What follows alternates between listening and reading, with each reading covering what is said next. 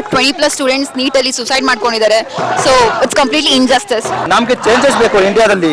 ಇಡೀ ಇಂಡಿಯಾದಲ್ಲಿ, ಇಡೀ ಕರ್ನಾಟಕದಲ್ಲಿ ಎಲ್ಲರೂ ಎಲ್ಲೆಲ್ಲಿದ್ದೀರಾ, ಈ ಪ್ರಾಟೆಸ್ಟ್ ನ ಸಪೋರ್ಟ್ ಮಾಡ್ಬೇಕಂತ ನಾವು ಹೇಳ್ಕೊಡ್ತಾ ಇದೀವಿ. ದೆಹಲಿಯಲ್ಲಿ ನಡೀತಾ ಇರುವಂತಹ, ದೆಹಲಿಯ ಜಂತರ್ ಮಂತರ್ನಲ್ಲಿ ನಡೀತಾ ಇರುವಂತಹ ಸೋನಂ ವಾಂಗ್ಚುಕ್ ಹಾಗೆ ಸಿಜೆಪಿ ಕಾರ್ಯಕರ್ತರ ಜಂಟಿಯಾಗಿ ನಡೆಸ್ತಾ ಇರುವ ಉಪವಾಸ ಸತ್ಯಾಗ್ರಹ ಈಗ ಬೆಂಗಳೂರಿನಲ್ಲಿ ಅಲ್ಲಲ್ಲಿ ನಡೀತಾ ಇದೆ. ಭಾರತದ ಬೇರೆ ಬೇರೆ ಕಡೆಗಳಲ್ಲಿ ನಡೀತಾ ಇದೆ. ಇವತ್ತು ಬೆಂಗಳೂರಿನ ಫ್ರೀಡಂ ಪಾರ್ಕ್ನಲ್ಲಿ ಬೆಳಗ್ಗೆಯಿಂದ ಸಂಜೆಯವರೆಗೆ ಬೇರೆ ಬೇರೆ ಸಂಘಟನೆಗಳು ಧರಣಿಗೆ ಕೂತಿದ್ದಾರೆ, ಘೋಷಣೆಗಳನ್ನು ಕೂಗ್ತಾ ಇದ್ದಾರೆ. ಧರ್ಮೇಂದ್ರ ಪ್ರಧಾನ್ ಶಿಕ್ಷಣ ಸಚಿವರ ರಾಜೀನಾಮೆಯನ್ನು ಕೇಳ್ತಾ ಇದ್ದಾರೆ, ನರೇಂದ್ರ ಮೋದಿ ಅವರ ರಾಜೀನಾಮೆಯನ್ನು ಕೇಳ್ತಾ ಇದ್ದಾರೆ. ಈ ಪ್ರತಿಭಟನೆಗೆ ಅನೇಕ ಹೋರಾಟಗಾರರು, ಸಾಮಾಜಿಕ ಕಾರ್ಯಕರ್ತರು, ಚಲನಚಿತ್ರ ನಟರು ಹಾಗೆ ಕಲಾವಿದರು ಬಂದು ಸೇರಿದ್ದಾರೆ. ವಿದ್ಯಾರ್ಥಿಗಳು ಸಾವಿರಾರು ಸಂಖ್ಯೆಯಲ್ಲಿ ಬಂದು ಸೇರಿದ್ದಾರೆ. ತಮ್ಮ ಆಕ್ರೋಶವನ್ನ, ತಮ್ಮ ಬೇಡಿಕೆಗಳನ್ನ ವ್ಯಕ್ತಪಡಿಸ್ತಾ ಇದ್ದಾರೆ. ಈ ಹೋರಾಟ ಈಗ ಮಳೆಯಲ್ಲಿ ನಡೀತಾ ಇದೆ. ಮಳೆಯನ್ನು ಲೆಕ್ಕಿಸದೆ ವಿದ್ಯಾರ್ಥಿಗಳು ಈ ಹೋರಾಟವನ್ನು ನಡೆಸ್ತಾ ಇದ್ದಾರೆ. ಸದ್ಯದ ಈ ಪ್ರತಿಭಟನೆಗಳು ಏನ್ ನಡೀತಾ ಇದ್ದಾವೆ, ಮತ್ತೆ ಅವರ ಬೇಡಿಕೆಗಳೇನು, ಅವರ ಆಗ್ರಹಗಳೇನು, ಮತ್ತೆ ಕೇಂದ್ರ ಸರ್ಕಾರದ ಬಗ್ಗೆ ಅವರಲ್ಲಿ ಇರುವಂತಹ ಮನೋಭಾವ ಏನು ಅನ್ನೋದನ್ನ ನಾವು ಅವರ ಬಾಯಿಂದಲೇ ಕೇಳೋಣ. ಇಡೀ ದೇಶಾದ್ಯಂತ ಹೋರಾಟವನ್ನ ಹಮ್ಮಿಕೊಂಡಿರೋದು ಯಾಕೆ ಅಂದ್ರೆ, ವಿದ್ಯಾರ್ಥಿಗಳ ಜೊತೆ ಚೆಲ್ಲಾಟ ಆಡ್ತಾ ಇರೋ ಈ ಕೇಂದ್ರ ಸರ್ಕಾರ ಮಾಡಿರ್ತಕ್ಕಂಥ ಅನ್ಯಾಯ, ನೀಟ್ ಪರೀಕ್ಷೆಯಿಂದ ಆಗಿರ್ತಕ್ಕಂಥ ಅನ್ಯಾಯವನ್ನು ಖಂಡಿಸಿ ಇವತ್ತು ದೆಹಲಿಯಲ್ಲಿ ಹೋರಾಟ ಮಾಡ್ತಾ ಇದ್ರು ಸೋನಂ ವಾಂಚುಕ್ ಅವರು. ಅವರನ್ನ 20 ದಿನಗಳ ಕಾಲ ಹೋರಾಟ ಮಾಡ್ತಾ ಇರೋದನ್ನ ಹೇಗೆ ತಡಿಬೇಕಂತ ಹೇಳಿ ಅವರನ್ನ ಹಾಸ್ಪಿಟ್ಲಿಗೆ ಅಡ್ಮಿಷನ್ ಮಾಡಿದ್ದಾರೆ. ಇದು ಸರಿಯಾದ್ದಲ್ಲ. ಏನು ಅವರನ್ನ ಬಲವಂತವಾಗಿ ತಗೊಂಡೋಗಿ ಅಡ್ಮಿಷನ್ ಮಾಡೋದ್ರ ಬದಲು ಇದ್ರ ಬಗ್ಗೆ ಏನಿವತ್ತು ಅನ್ಯಾಯ ಮಾಡಿದ್ದಾರೆ, ನೀಟ್ ಪರೀಕ್ಷೆ ಒಂದು ಸ್ವಯಂ ಸೇವಾ ಸಂಸ್ಥೆ ಕೊಟ್ಟು ಆ ಸಂಸ್ಥೆಯನ್ನು ಅನ್ಯಾಯ ಮಾಡಿ ಲೀಕ್ ಮಾಡಿ ಇವತ್ತು 20-25 ವಿದ್ಯಾರ್ಥಿಗಳು ಪ್ರಾಣ ಕಳ್ಕೊಂಡಿದ್ದಾರೆ. ಲಕ್ಷಾಂತರ ವಿದ್ಯಾರ್ಥಿಗಳು ಪರೀಕ್ಷೆ ಬರೆದು ತಾವು ಎಷ್ಟು ವೇದನೆ ಅನುಭವಿಸಿದ್ದಾರೆ, ಅವ್ರಿಗೆ ಅನ್ಯಾಯ ಆಗಿದೆ. ಇದನ್ನ ತಡೆಯಲಿಕ್ಕೆ ಹೋರಾಟವನ್ನು ಹಮ್ಮಿಕೊಂಡಿದ್ದು. ಧರ್ಮೇಂದ್ರ ಪ್ರಧಾನ್ ಅವರು ರೆಸಿಗ್ನೇಷನ್ ಕೊಡಬೇಕು. ಮತ್ತು ಈ ಟೈಮ್ ಏನು ಆಗಿದೆ ಈ ಥರ ಮುಂದೆ ಆಗಬೇಡದಂತ we are just hoping it. ಏನು ಆಗಿದೆ, 22 ಸ್ಟೂಡೆಂಟ್ಸ್ ಸುಸೈಡ್ ಮಾಡ್ಕೊಂಡಿದ್ದಾರೆ. ಅದರಲ್ಲಿ 1 ಸ್ಟೂಡೆಂಟ್ ಬ್ಯಾಂಗ್ಳೂರ್ ಕಲಬುರ್ಗಿಯಿಂದ ಇದ್ದರು, ಅವರು ಸುಸೈಡ್ ಮಾಡ್ಕೊಂಡಿದ್ದಾರೆ. ನಾವು ಯೋಚನೆ ಮಾಡೋಕ್ಕೆ ಆಗಲ್ವಾ ಯಾವ ಥರ ಅವ್ರ ಫ್ಯಾಮ್ಲಿ ಫೀಲ್ ಮಾಡ್ತಾ ಇರಬೇಕು. ನಾವು ದಿಲ್ಲಿಯಲ್ಲಿ ನೋಡ್ತಾ ಇದ್ದೀವಿ ಎಷ್ಟು ದೊಡ್ಡ ಪ್ರೊಟೆಸ್ಟ್ ಆಗ್ತಾ ಇದೆ ಜಂತರ್ ಮಂತರಲ್ಲಿ. ಅದರಲ್ಲಿ ನಾವು ನೋಡಿರಬೇಕು ಲಾಠಿ ಚಾರ್ಜಸ್ ಆಗಿದೆ ಮಕ್ಕಳ ಮೇಲೆ. ಲೈಕ್ ಎಲ್ಲ ಏನಿತ್ತು ದಿಲ್ಲಿಯಲ್ಲಿ, it was a peaceful protest basically. ಅದರಲ್ಲಿ ಪೊಲೀಸ್ ಅವರು ಬಂದು ಸ್ಟೋನ್ ಪೆಲ್ಟಿಂಗ್ ಮಾಡಿದ್ದಾರೆ, ಲಾಠಿ ಚಾರ್ಜ್ ಮಾಡಿದ್ದಾರೆ. ದಟ್ ಅಲ್ಲಿಂದ ನಮ್ಗೆ ಏನು ಸಂಬಂಧನೇ ಆಗಲ್ಲ ಇನ್ ಪೀಸ್ಫುಲ್ ಪ್ರೊಟೆಸ್ಟ್. ಯಾವಾಗ ಮೋದಿ ಹೆದರ್ತಾನಲ್ವಾ, ಪೊಲೀಸಿಗೆ ಮುಂದೆ ತಗೊಂಡು ಬರ್ತಾನೆ. ಒಂದು ಸ್ಮಾಲ್ ರಿಕ್ವೆಸ್ಟ್ ಇತ್ತು ನಮ್ಮದು, ಲೈಕ್ ಧರ್ಮೇಂದ್ರ ಪ್ರಧಾನ್ ಅವ್ರು ರಿಸೈನ್ ಮಾಡಬೇಕಂತ. ಅದು ರಿಸೈಗ್ನೇಷನಿಗೆ 30 ದಿವಸ ಆಗುತ್ತೆ, 60 ದಿವಸ ಆಗುತ್ತೆ.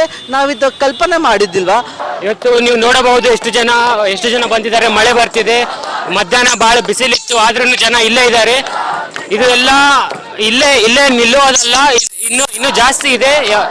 ಯಾವವರೆಗೆ ಸರ್ಕಾರ ನಮ್ಮ ಎಲ್ಲ ಡಿಮಾಂಡ್ಸ್ ಅನ್ನು ಪೂರ್ತಿ ಮಾಡಲ್ಲ, ಇನ್ನು ಇದು ಎಲ್ಲ ನಡೀತಾನೆ ಇರುತ್ತೆ. ಇವಾಗ ನೋಡಿದ್ರೆ ಎಜುಕೇಶನ್ ಒಂದು ಕ್ರೈಸಿಸ್ ಇದೆ. There is a crisis in education. ನೋಡಿದ್ರೆ ಪ್ರೈವೇಟೈಸೇಷನ್ ಇರಲಿ, ಫೀ ಹೈಕ್ ಇರಲಿ, ಗವರ್ಮೆಂಟ್ ಸ್ಕೂಲ್ಸ್ ಮುಚ್ಚೋದು, ಗವರ್ಮೆಂಟ್ ಕಾಲೇಜಸ್ ಮುಚ್ಚೋದು, ಪ್ರೈವೇಟ್ ಕಾಲೇಜಸ್ ಜಾಸ್ತಿ ಮಾಡೋದು, ಕೋಚಿಂಗ್ ಸೆಂಟರ್ಸ್ ಜಾಸ್ತಿ ಮಾಡೋದು, ಇವೆಲ್ಲ ನೋಡಿದ್ರೆ ಸ್ಟೂಡೆಂಟ್ಸ್ ಅಗೇನ್ಸ್ಟ್ ಹೋಗೋದು ಇಂಟ್ರೆಸ್ಟ್ ಇದಲ್ಲ. ಬರೀ ಕಾರ್ಪೊರೇಟ್ ಪ್ರೈವೇಟ್ಸ್ಗೆ ಬರೀ ಪ್ರಾಫಿಟ್ ಹೋಗೋ ತರ ಮಾಡ್ತಾ ಇದ್ದಾರೆ. NTA ಪೇಪರ್ ಲೀಕ್ಸ್ ಯಾಕೆ ಬರ್ತಾ ಇದೆ? ಸೆಂಟ್ರಲೈಸ್ ಸ್ಟೇಟ್ ಪವರ್ ಇಂದ ಅವರು ಬರೀ ಸೆಂಟ್ರಲೈಸ್ ಮಾಡಕ್ ಮಾಡ್ತಾ ಇದ್ದಾರೆ, ಸ್ಟೇಟ್ ಪವರ್ ತೆಗಿತಾ ಇದ್ದಾರೆ. ಸೆಂಟ್ರಲೈಸ್ ಮಾಡೋದು ಜಾಸ್ತಿ ಆಗಿಂದ ಅಲ್ಲಿ ಅವ್ರು ಕಾಂಟ್ರಾಕ್ಟ್ ಕೊಡ್ಬೋದು, ಏನ್ ಬೇಕಾದ್ರೂ ಮಾಡ್ಬೋದು. ಅಕೌಂಟಬಿಲಿಟಿನೇ ಬೇಕಾಗಿಲ್ಲ.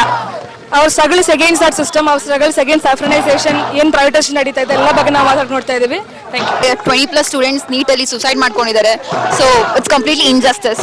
ಸೊ ಅಟ್ಲೀಸ್ಟ್ ಗೌರ್ಮೆಂಟ್ ಏನೋ ಮಾಡ್ತಾ ಇಲ್ಲ. As a citizen it's very important ನಾವು ಸ್ಟ್ಯಾಂಡ್ ತಗೊಳ್ಳೋದು ಅವ್ರ ಬದಲು. ಬಿಕಾಸ್ ಇದು ಈ ಟೈಮಲ್ಲಿ ತಗೊಂಡಿಲ್ಲ ಅಂದ್ರೆ ಫ್ಯೂಚರ್ ಜನರೇಷನ್ ಅವರಿಗೆ ಭಾರಿ ಕಷ್ಟ ಆಗುತ್ತೆ. I don't think so this is democratic country.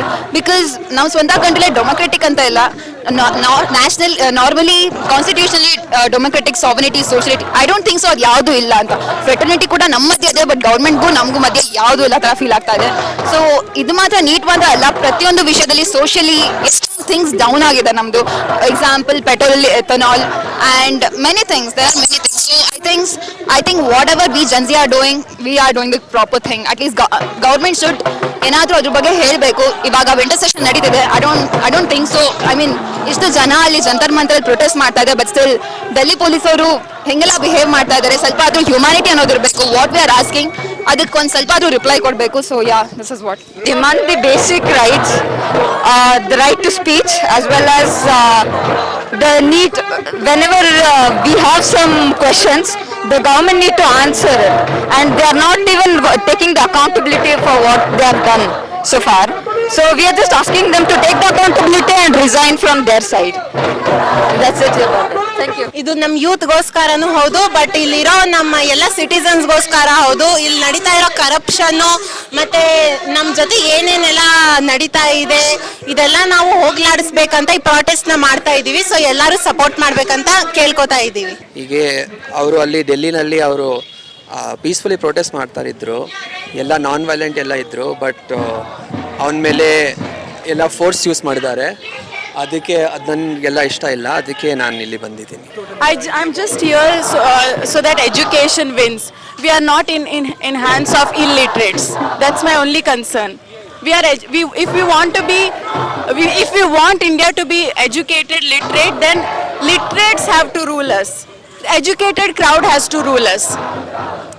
And another thing that everybody is asking, what is the education to be a politician? Are we having that system right now? No. When will we bring that into picture? So I want educated people to be ruled by us. I want educated people to rule us. I don't want illiterates. That's my only concern.